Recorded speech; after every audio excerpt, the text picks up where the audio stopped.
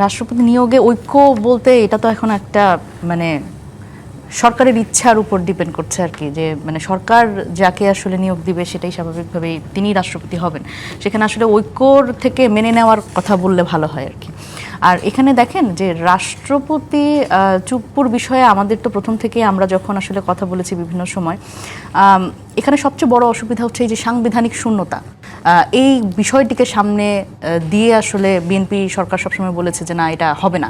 আপনি যদি বলেন ইন্টারিমের সময়ও যখন আমরা আসলে এই ব্যাপারটা দাবি করেছি, তখনও কিন্তু এই সাংবিধানিক শূন্যতার কথা বিএনপির পক্ষ থেকে বলা হয়েছে। সুতরাং এই রিস্কটা তারা নিতে চাননি।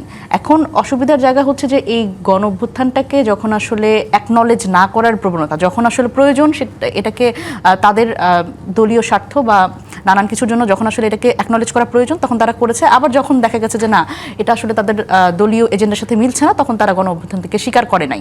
এবং এইটার কারণে যেটা হয়েছে যে এই রাষ্ট্রপতিকেই তারা আসলে এখন পর্যন্ত বহাল রেখেছে। নগদ নিয়ে এলো হার না মানা হার অফার।